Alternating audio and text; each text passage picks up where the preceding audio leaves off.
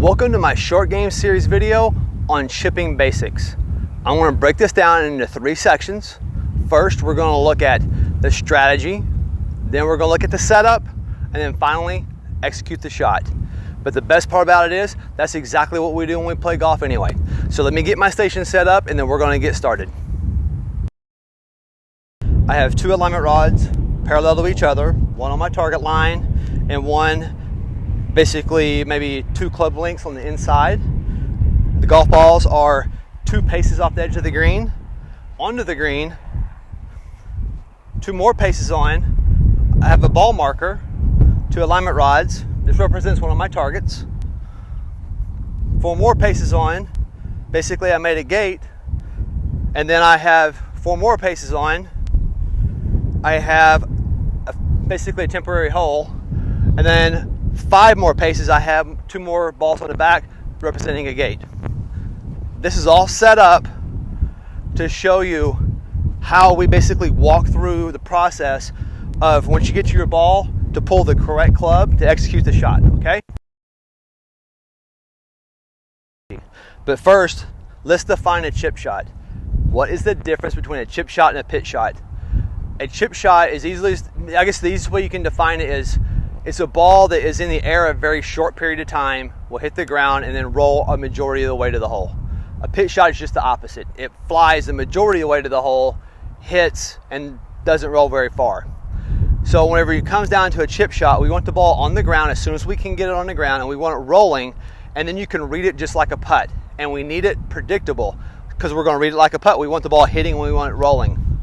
So when it gets to determining what type of shot you have to play, the first thing you do, now we're talking strategy. Number 1 step when you get to it is get to your ball and assess the lie. The lie will dictate what type of shot we have to hit. And obviously I have a pretty decent lie here because I set the ball up myself. And then, okay, I have a variety of shots I can hit. Then the second step is this. I've assessed my lie, walk up to the green and pick your landing spot. And you want your landing spot as absolutely as close to you as possible. And because when it comes to a target that's closer to us, it's easier and more consistent to land it on that target than one that's a long ways from us. And so always think about that. Get your ball, assess your lie, then come up to the green and find your landing spot. Then get your distances. How far is it from my ball to my landing spot? How far is it from my landing spot to the actual hole? From the ball, it's 4 paces to my landing spot. From my landing spot, which is my ball marker, my coin, here to the cup, it's another 8 paces, so it's a 2-to-1 ratio. So it's going to be in the air for a short period of time. It's going to roll the majority of the way. I'm hitting a chip shot. And when it comes to your landing zone, I like to teach it to my students. 1 good pace onto the green, at least. So if you mishit it and it hits the fringe, the ball will trickle onto the green and you'll still have a putt. But in this case, I have a little bit of damage, so my landing spot is on the other side of that. So it's another yard on the other side. So it's 2 paces on is my landing spot. So now that I know, okay, I got my ball, I've assessed the lie, I've got my landing spot on the green, I've got my distances, and the green runs away from me a little bit. I'm considering that as well. And you read it just like a putt. I want the ball to land here and roll down to that target. So then you've gone over the strategy of it. Now you can go pull the correct club so that you can execute the shot. Next up, we're going to go over the setup, and then we are going to do just that. We're going to hit the shot, okay? When it comes to the setup, there's a variety of ways that I've seen instructors teach this, but I just want to make it as simple as absolutely possible. And something that's repeatable as well. Also, I like to have my students, the way they stand for a chip shot, I have them stand the exact same way for a pitch shot, and I'm about to explain why. The first thing is that when they get to the ball is pretty much in the middle of their stance.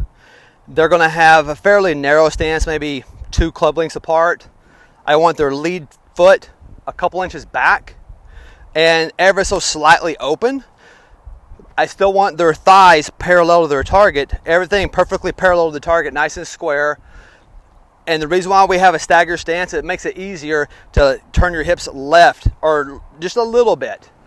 Even though for such a short shot, we don't need that. But for a little bit longer shot, we're going to need to use our hips just a little bit to help generate a little bit more speed. And then from there, nice tall, you're going to lean on your lead side. So stand tall, narrow stance, have your feet set up right, and lean a little bit to your left side. See, we got more weight on our front foot. That is going to ensure that our low point in the arc is in front of the golf ball. Then when I sole the golf club, when I set up to it, and I got my feet set up right, sole the golf club, I'm going to slightly open the face about a degree or so to expose the bounce on the bottom of the golf club, and then lower the handle just a little bit, and that's to get the club face pointed dead straight. And I'll show you, I'll put a magnet on here, and you'll see when I set it down this way, it's perfectly square, and that's why I have the alignment rod behind it, by the way, so I can get things lined up. And then when I open the face a little bit, now it's to the right, but as I lower the handle just a smidge, now it's perfectly straight again. And now the only thing touching the ground is the heel and the bounce, so the club will slide easily. So it's a pretty basic setup. Once you're set up, your hands are slightly forward, and you create a lowercase y with your arms. Then the only thing you move, just move the y. Move the y to the trail side, move the y forward. Lower body doesn't move, head doesn't move. This is a very short shot. It's very similar to a putt. The alignment rod on the ground behind the ball is that when they take the club back, their club points at the alignment rod the entire time. And then when they turn left, the club should be fairly vertical. That's all it is. No hands whatsoever. We want the club moving back out one piece and then coming into it, because we're controlling the loft. We want to control it so we can control the trajectory. We want this ball low and rolling. If you use your hands a lot, what that happens now, we've just changed the loft on our face, and now we got to get it back to square at impact. Now it's a variable we don't need. If you have to hit a longer shot, that's where your hips or your stance is.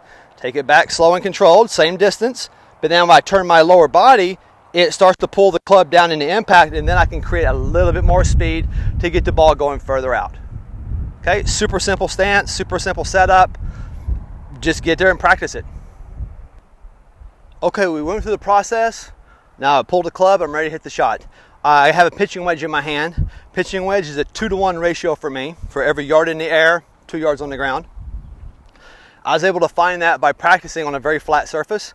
I put a target 3 yards away, and I just shipped a lot of balls so I could consistently land it on that spot, and I just measured how far each one rolled out. So I know all my clubs, how far they all roll, and I found with most clients that it's very uniform for everyone, but you have to just practice it to see for yourself, for your clubs, how far each one rolls.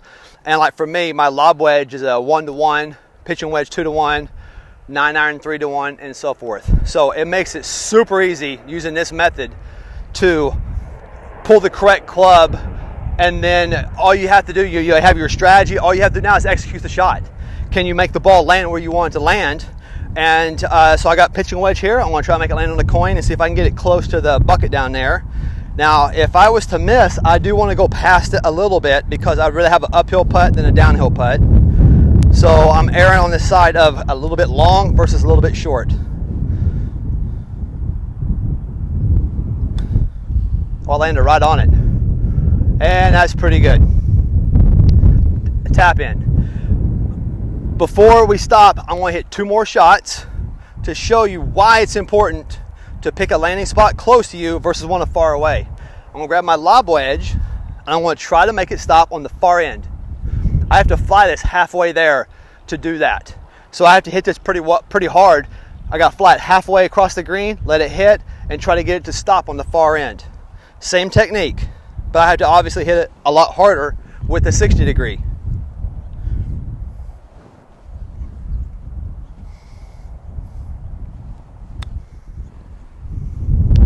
And it bit just a little bit. I got away with it, but it bit just a little bit, which makes it unpredictable.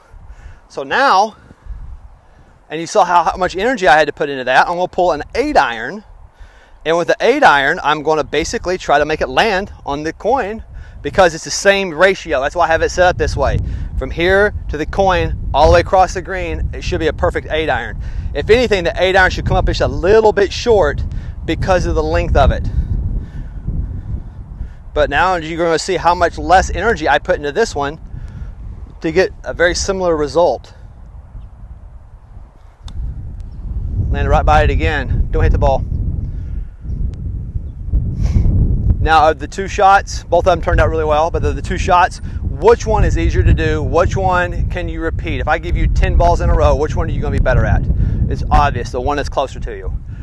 So, this method, super easy. All you have to do is practice. If you have any questions or comments, feel free to put them down below. And if you did like the video, be sure and check out the other videos that I have. Do me a favor, hit that like button, and please subscribe. Thank you for watching.